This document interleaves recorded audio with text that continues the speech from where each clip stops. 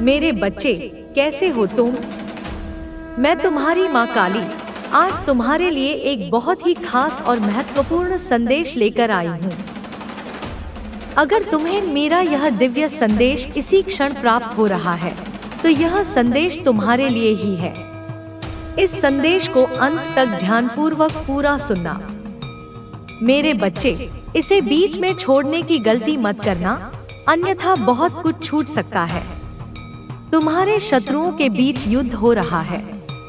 तुम्हारे ऊपर की गई तांत्रिक क्रिया अब उन्हीं लोगों पर उलट गई है, जिससे उनके घरों में कलेश मच गया है। अगर तुम मुझ पर विश्वास करते हो, तो मेरी इस वाणी को सुनकर सच्चे मन से जय काली का उच्चारण अवश्य करना।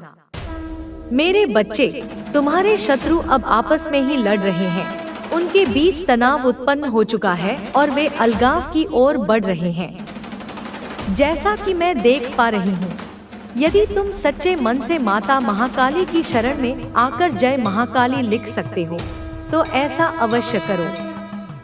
तुम्हारे शत्रुओं की संख्या 5, 7 या 8 हो सकती है, थोड़ा बहुत ज्यादा या कम भी हो सकता है, लेकिन मुख्य रूप से वे एक सर्कल बनाकर कार्य कर रहे थे। यह एक टीम की तरह काम कर रहे थे और इनका उद्देश्य तुम्हें नकारात्मकता से घेरना था। जब तुम पहली बार इनके संपर्क में आए, तो तुम्हारी अच्छाइयों को देखकर उन्होंने तुम्हारे विरुद्ध नकारात्मक विचार उत्पन्न करना शुरू कर दिया। उन्होंने अपने शब्दों और नकारात्मकता के जाल से तुम्हें दबाने की कोशिश की, लेकिन क्योंकि तुम एक पवित्र आत्मा हो, ईश्वर के सच्चे भक्त हो, इसलिए तुमने इसका प्रतिकार किया और हर संघर्ष का सामना किया। मैं तुम्हें यह बताना चाहती हूँ कि 4 या 5 साल पहले, थोड़ा समय आगे पीछे हो सकता है, यह सब शुरू हुआ था, लेकिन अब इसका अंत निकट है और यह नकारात्मक शक्ति उन्हीं पर लौट रही है जिन्होंने इसे रचा था। माता महाकाली की कृपा से अब तुम सुरक्षित हो और तुम्हारे जीवन में नया प्रकाश आने वाला है। मेरे बच्चे, मैं तुम्हें जो बताने जा रही हूँ, उसे ध्यान से सुनो और अपने हृदय में बसा लो। यह केवल एक साधारण संदेश नहीं है, बल्कि तुम्हारे जीवन से जुड़ी एक सच्चाई है, जिसे जानना तुम्हारे लिए आवश्यक है। तुम जिस दौर से गुजर रहे हो, वह केवल एक संयोग नहीं है। यह उन सारी शक्तियों का परिणाम है जो तुम्हारे खिलाफ कार्य कर रही थी, लेकिन अब उनकी चालें उन्हीं पर उलट लगी हैं। तुम्हारे शत्रु, जिन्होंने तुम्हारे विरुद्ध योजनाएं बनाई थी, वे अब स्वयं अपने ही जाल में फंस चुके हैं। उनका हर कदम जो तुम्हें नीचे गिराने के लिए था, अब उनके ही विनाश का कारण बन रहा है। तुमने अपने जीवन में बहुत संघर्ष किया है। कई बार ऐसा लगा कि सब कुछ खत्म हो रहा है, कि अब कोई राह नहीं बची है। लेकिन याद रखना, माँ काली कभी अपने भक्तों को अकेला नहीं छोड़ती। जब जब किसी ने सच्चे मन से उन्हें पुकारा है, तब तब उन्होंने अपने भक्तों की रक्षा की है। तुम्हारे जीवन में जो भी कठिनाइयाँ आई हैं, वे केवल तुम्हें और अधिक सशक्त बनाने के लिए आई थी। यह सारी बाधाएं तुम्हारी परीक्षा लेने के लिए थी, और अब समय आ गया है कि इनका अंत हो। तुम्हारे शत्रु अब तुम्हारे सामने स्वयं कमजोर पड़ने लगे हैं। वे पहले तुम्हारे खिलाफ एकजुट थे, लेकिन अब वे आपस में ही लड़ रहे हैं। वे एक दूसरे को दोष दे रहे हैं, उनके रिश्ते टूट रहे हैं, उनकी योजनाएं असफल हो रही हैं। यह सब माता काली की कृपा से हो रहा है। जब कोई नकारात्मकता को जन्म देता है और किसी निर्दोष के खिलाफ षड्यंत्र रचता है, तो अंततः वह नकारात्मकता उन्हीं को निगल जाती है। यही अब हो रहा है और यही होता रहेगा। तुम्हारे जीवन में जो कष्ट आए थे, वे अब समाप्त होने वाले हैं, लेकिन इसके लिए तुम्हें अपनी आस्था को और मजबूत बनाना होगा। विश्वास रखो कि जो कुछ भी हो रहा है, वह तुम्हारे सर्वोच्च भले के लिए हो रहा है।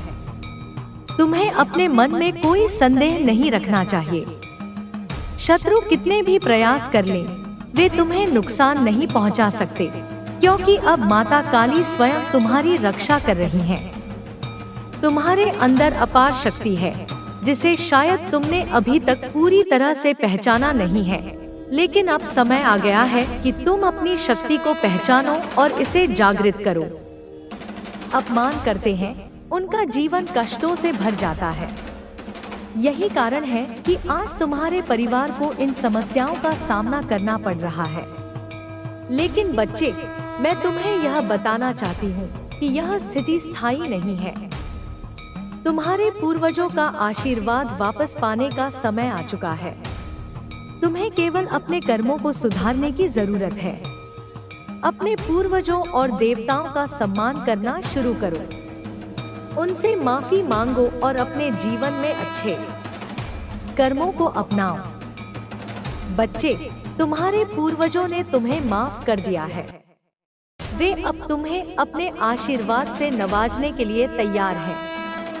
लेकिन तुम्हें अपने जीवन में सकारात्मक बदलाव लाना होगा।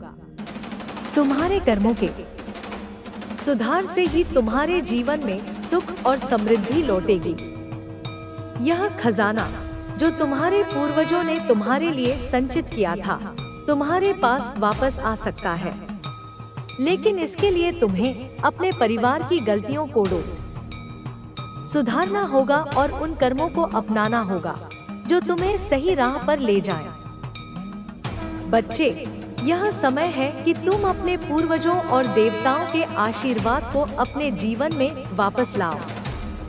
तुम जो भी कर्म करोगे, उनका परिणाम तुम्हारे भविष्य को आकार देगा। इसलिए अपने कर्मों पर ध्यान दो और अपने जीवन को बेहतर बना। बच्चे, अब यह समय है कि तुम अपने जीवन में एक नई शुरुआत करो।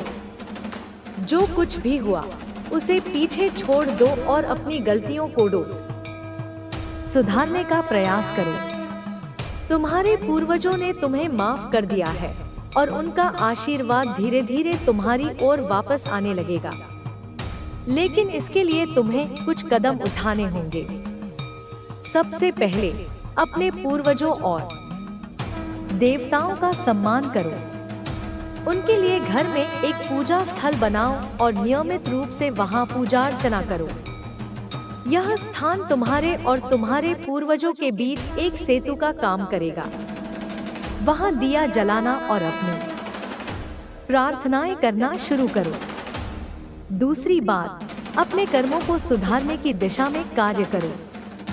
अपने परिवार के साथ मिलकर काम करो और आपसी प्रेम और सहयोग को बढ़ावा दो। जो गलतफहमियां या मतभेद पहले हुए थे, उन्हें सुलझाने की कोशिश करो। परिवार के सभी सदस्यों को यह समझाओ कि एकजुटता और प्रेम से ही सुख शांति का मार्ग प्रशस्त होता है। तीसरी बात, अपने जीवन में सकारात्मक ऊर्जा लाने के लिए अच्छे कार्य करो। जरूरतमंदों की मदद करो, दान पुण्य करो और दूसरों के जीवन में खुशी लाने की कोशिश करो। ये अच्छे कर्म तुम्हारे जीवन में सकारात्मक बदलाव लाएंगे और तुम्हारे पूर्वजों को भी प्रसन्न करेंगे। बच्चे, यह समय धैर्य रखने का है। जो संकट तुम्हारे जीवन में आए हैं, वे धीरे धीरे समाप्त हो जाएंगे। तुम्हें केवल अपने कर्मों पर ध्यान देना है और यह विश्वास रखना है कि सब कुछ ठीक हो जाएगा। याद रखो, हर रात के बाद सुबह होती है। तुम्हारे जीवन में भी यह अंधेरा छंटेगा और एक नया सवेरा आएगा। तुम्हारे पूर्वजों का खजाना जो कभी तुमसे दूर हो गया था, वह अब तुम्हारे पास लौट सकता है। लेकिन इसके लिए तुम्हें अपनी नियत और अपने कर्मों को शुद्ध करना होगा। जब तुम पूरी श्रद्धा और समर्पण के साथ अपने कर्मों को सुधारोगे, तो तुम्हारा जीवन समृद्धि, सुख और शांति से भर जाएगा। बच्चे, यह समय तुम्हारे लिए एक नई शुरुआत का है। अपने जीवन को सुधारने के इस अवसर को मत गंवाओ। अपने पूर्वजों और देवी देवताओं का आशीर्वाद प्राप्त करो और अपने जीवन में सुख और समृद्धि लाने का हर संभव प्रयास करो। मैं हमेशा तुम्हारे साथ हूँ। अपने दिल में यह विश्वास बनाए रखो कि जब तक तुम सही मार्ग पर चलोगे, तब तक तुम्हारे साथ कुछ भी बुरा नहीं होगा। तुम अकेले नहीं हो, तुम्हारे साथ तुम्हारे पूर्वजों का आशीर्वाद, देवी देवताओं की कृपा और इस ब्रह्मांड की सारी शक्तियां हैं। अब उठो, अपने जीवन को एक नई दिशा दो और अपने भविष्य को उज्जवल बनाओ। यह यात्रा कठिन हो सकती है, लेकिन तुम्हारी मेहनत और विश्वास इसे सफल बनाएंगे। बच्चे, जब कोई अपने जीवन को बदलने का संकल्प लेता है, तो पूरा ब्रह्मांड उसे उसकी मंजिल तक पहुंचाने में मदद करता है। लेकिन इस रास्ते पर चलने के लिए सबसे पहले तुम्हें अपनी आत्मा की सच्चाई को स्वीकार करना होगा। आत्म स्वीकार एक ऐसी प्रक्रिया है जो तुम्हें तुम्हारे पुराने कर्मों से मुक्त कर सकती है। तुम्हारे पूर्वजों ने तुम्हारे लिए जो खजाना छोड़ा था, वह सिर्फ धन संपत्ति नहीं था, वह उनके प्रेम, आशीर्वाद और जीवन के मूल्य थे। इस खजाने को पाने के लिए तुम्हें अपने अंदर उस दिव्यता को जगाना होगा जो तुम्हारे पूर्वजों से तुम्हें विरासत में मिली है। यह खजाना तुम्हारे भीतर है और इसे प्राप्त करने के लिए तुम्हें अपने अंदर झांकना होगा। तुम्हारे जीवन में जो कठिनाइयां आई हैं, वे केवल तुम्हारे कर्मों का परिणाम नहीं है, वे तुम्हारे पूर्वजों के कर्मों से भी जुड़ी हुई हैं। लेकिन यह भी सच है कि तुम उन कठिनाइयों को बदल सकते हो। अपने परिवार की गलतियों को सुधारने और अपने जीवन को एक नई दिशा देने के लिए यह समय सबसे महत्वपूर्ण है। बच्चे, जब तुम अपने पूर्वजों के प्रति आदर और प्रेम प्रदर्शित करोगे, तब तुम्हारे जीवन में चमत्कार घटित होंगे। उनके लिए एक विशेष दिन निर्धारित करो जब तुम उनके नाम पर कुछ अच्छा कार्य करो, जैसे भूखे को भोजन कराना, जरूरतमंदों की मदद करना या उनके नाम पर किसी मंदिर में दीप जलाना। यह सब उनके प्रति तुम्हारे सम्मान को दर्शाएगा। अब समय आ गया है कि तुम अपने जीवन में नई आदतें अपनाओ। सबसे पहले अपने दिन की शुरुआत प्रार्थना और ध्यान से करो। ध्यान तुम्हें अपने भीतर शांति और सकारात्मकता की ऊर्जा लाने में मदद करेगा। यह तुम्हारे भीतर की नकारात्मक ऊर्जा को दूर करेगा और तुम्हें अपने लक्ष्य की ओर प्रेरित करेगा। दूसरी बात, अपने विचारों को नियंत्रित करो। जैसा तुम सोचोगे, वैसा ही तुम्हारा जीवन बनेगा। यदि तुम्हारे विचार सकारात्मक और आशावादी होंगे, इंस्पेक्टर कुमार के जीवन में उस रात के बाद सब कुछ बदल गया। लॉकेट उनकी डेस्क पर रखा था और उसका चमकना अब बंद हो चुका था। लेकिन कुमार के मन में एक अजीब सी शांति थी जो पहले कभी नहीं महसूस हुई थी। वह जान गए थे कि यह साधारण जीवन का हिस्सा नहीं है। उन्हें लगा कि इस घटना के बाद उनका उद्देश्य केवल एक पुलिस अधिकारी बनकर अपराधों को रोकना नहीं है, बल्कि उन्हें कुछ और बड़ा करना है। वह यह भी समझ चुके थे कि लॉकेट की शक्ति को सही दिशा में इस्तेमाल करना होगा। अगले दिन जब वह थाने पहुंचे, तो उन्होंने अपने काम में पहले से अधिक ध्यान और समर्पण दिखाया। उनके सहकर्मी यह देखकर हैरान थे कि जो इंस्पेक्टर कुछ दिनों पहले परेशान और थका हुआ दिखता था, वह अब एक नई ऊर्जा के साथ काम कर रहा था। सर, आप आज कुछ अलग लग रहे हैं, कांस्टेबल वर्मा ने कहा। कुमार मुस्कुराया। हाँ, शायद अब मुझे समझ आ गया है कि हमें अपने कर्तव्यों को कितनी गंभीरता से निभाना चाहिए। लेकिन उनके मन में अब भी लॉकेट का रहस्य और साधु की बातें घूम रही थी। वह जानते थे कि इस रहस्यमय घटना के पीछे कुछ ऐसा छिपा है जिसे समझना जरूरी है। अनजानी राह की शुरुआत एक दिन जब कुमार अपने घर पर आराम कर रहे थे, उनके दरवाजे पर दस्तक हुई। दरवाजे पर वही बूढ़ा साधु खड़ा था जिसे उन्होंने अपने कार्यालय में देखा था। आप यहाँ कैसे? कुमार ने हैरानी से पूछा। साधु ने धीरे से कहा, तुम्हारे सवालों का जवाब देने आया हूँ। मुझे पता है कि तुम्हारे मन में बहुत कुछ चल रहा है। कुमार ने साधु को अंदर बुलाया। वह शांत लेकिन जिज्ञासु थे। आपने कहा था कि यह शक्ति मेरे भीतर के सत्य को उजागर करेगी, लेकिन यह शक्ति आखिर किस उद्देश्य के लिए है? कुमार ने पूछा। साधु ने गहरी सांस ली और बोले, यह शक्ति तुम्हें केवल व्यक्तिगत लाभ के लिए नहीं दी गई है। इसका उद्देश्य समाज की भलाई है। यह शक्ति केवल उन्हें मिलती है जो दूसरों की सेवा के लिए समर्पित होते हैं। तो अब मुझे क्या करना होगा? कुमार ने दृढ़ता से पूछा। तुम्हें उन लोगों की मदद करनी होगी जो खुद की मदद नहीं कर सकते। यह शक्ति तुम्हारा मार्गदर्शन करेगी, लेकिन याद रखना, इसे गलत दिशा में इस्तेमाल करने पर यह तुम्हारे लिए विनाशकारी हो सकती है। साधु ने अपनी बात समाप्त की और बिना कुछ और कहे वहां से चले गए। कुमार अब और अधिक उलझन में थे, लेकिन उनके भीतर एक दृढ़ निश्चय भी जाग गया था। शक्ति की पहली परीक्षा कुछ दिनों बाद कुमार को एक अजीब मामला सौंपा गया। एक छोटे से गांव में कुछ रहस्यमय घटनाएं हो रही थी। लोग कह रहे थे कि गांव के पास के जंगल में अजीब आवाजें आती हैं और कई लोग वहां जाने के बाद लौटकर नहीं आए। कुमार को यह मामला संदिग्ध लगा। वह जानते थे कि यह किसी साधारण अपराध से ज्यादा हो सकता है। वह अपनी टीम के साथ गांव पहुंचे। गांव के लोगों ने बताया कि जंगल के अंदर एक पुराना मंदिर है जहां से यह सब शुरू हुआ है। कुमार ने उस मंदिर की जांच करने का फैसला किया। जब वह मंदिर पहुंचे तो वहां का माहौल अजीब था। हवा में एक अजीब सी ठंडक थी और मंदिर के अंदर अंधेरा और सन्नाटा था। जैसे ही कुमार ने मंदिर के अंदर कदम रखा, लॉकेट ने हल्की चमक देना शुरू कर दिया। यह देखकर कुमार चौंक गए। उन्हें महसूस हुआ कि यह जगह साधारण नहीं है। अंदर जाने पर उन्होंने देखा कि वहां एक पत्थर की मूर्ति रखी थी और उसके चारों ओर अजीब निशान बने हुए थे।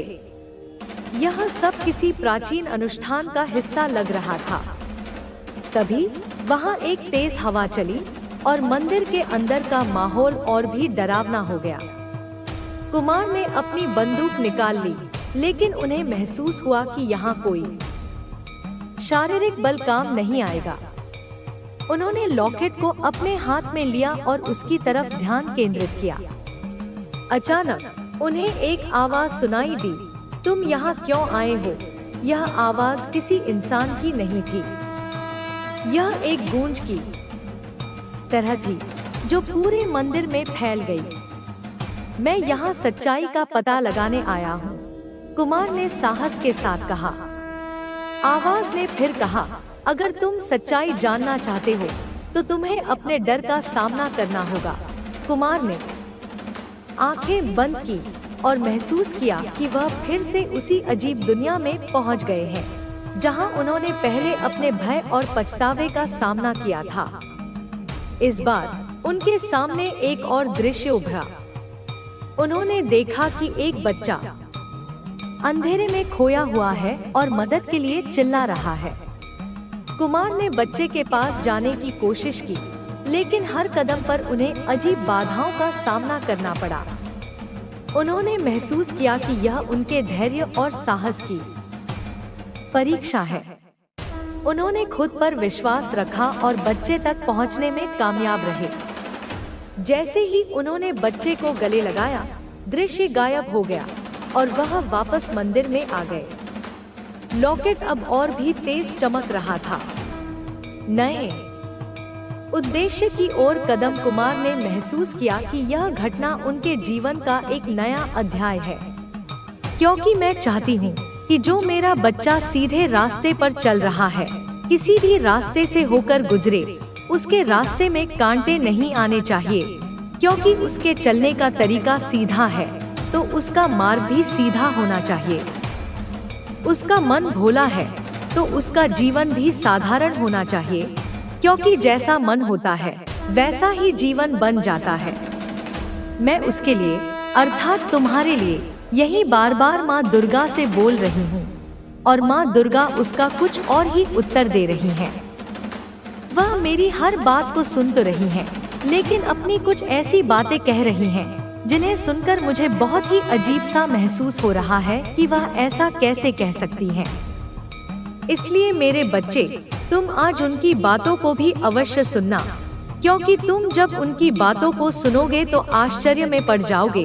क्योंकि मेरे बच्चे, हम दोनों माँ तुम्हें लेकर अलग अलग बात के लिए चिंतित हैं।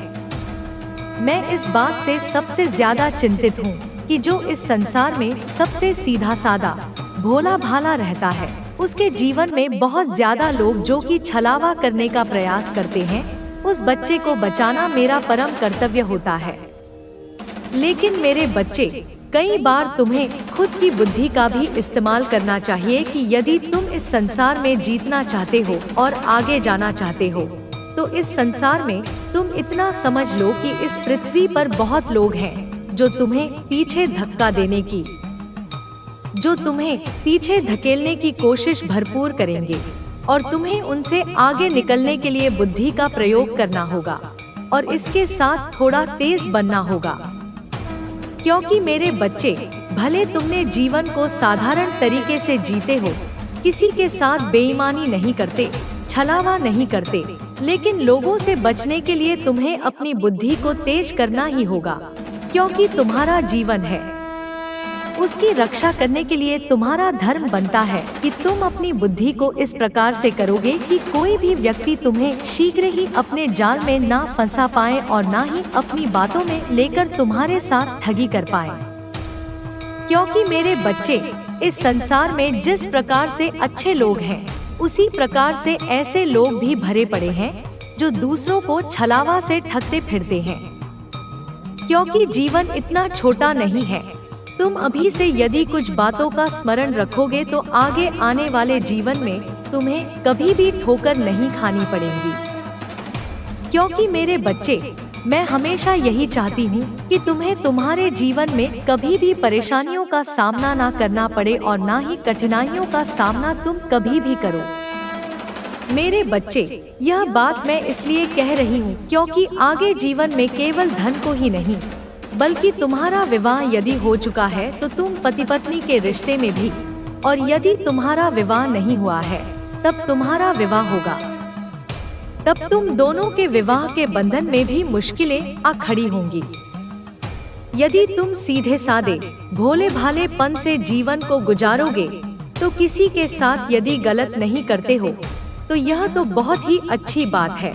लेकिन मेरे बच्चे, अपने जीवन को बचाने के लिए, अर्थात तुम्हारे विवाह के जीवन में यदि कठिनाइयाँ होंगी तो तुम्हें सीधेपन से काम नहीं लेना है, बल्कि तेज बनना है और तेज बनकर ही अपने रिश्ते को बनाए रखना है। तेज का अर्थ होता है कि किसी की बातों में ना आना और ना ही अपने जीवन साथी को किसी की बातों में आने देना है। क्योंकि मेरे बच्चे, जब तक तुम अपने दिमाग को तेज नहीं रखोगे तब तक तुम किसी की बात को ना तो जान पाओगे और ना ही उसकी बात को भांप पाओगे। इसलिए थोड़ा तेज बनना ही इस संसार में तुम्हारे उज्जवल भविष्य का निर्माण करता है। मेरे बच्चे, मैं तुम्हारी माँ दुर्गा आज तुम्हें बताने आई हूँ कि हम दोनों बहनें तुम्हारे बारे में क्या बात कर रही थी। ऐसी कौन सी बात है जिसे हम कर रहे थे और तुम्हें जानना बहुत ज्यादा जरूरी है। और बात कुछ ऐसी है कि तुम बहुत सीधे सादे हो और तुम्हारा मन बहुत ही ज्यादा चंचल नहीं है, बल्कि भोला भाला है। मेरे बच्चे, मैं जानती हूँ कि तुम्हारे जीवन में अत्यधिक शत्रु खड़े हो रहे हैं। दिन प्रतिदिन एक शत्रु को तुम हटाते हो तो दूसरा शत्रु खड़ा हो जाता है, और दूसरे शत्रु से तुम निपटते हो तो तीसरा शत्रु बनने लगता है। उसका कारण केवल तुम्हारा अच्छापन है और तुम्हारा सीधापन।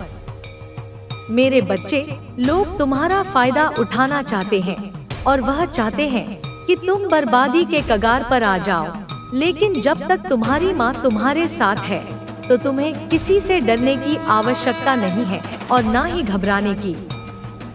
इसलिए मेरे बच्चे, आज हम कुछ ऐसी बातें कर रहे थे जो तुम सुनो और समझो कि तुम्हें इस बात को समझ लेना चाहिए कि तुम्हारा जीवन देखने में बिल्कुल सही है, लेकिन तुम्हारे आसपास के लोग जो कि तुम्हारे कुछ कार्यों से ज्यादा जलन उत्पन्न करते हैं और तुम्हारे लिए मन में क्रोध रखते हैं, वह तुम्हारे समक्ष कुछ कहते नहीं हैं, लेकिन वह मन ही मन ऐसा सोचते हैं कि वह तुम्हारा कोई नुकसान करे या जो तुम कर रहे हो उस कार्य को करने से तुम्हें रोक पाएं। और इस बात को तुम पूर्ण रूप से ना तो जान पा रहे हो और ना ही अपने आप को किसी कार्य को करने में सावधान रह पा रहे हो, क्योंकि मेरे बच्चे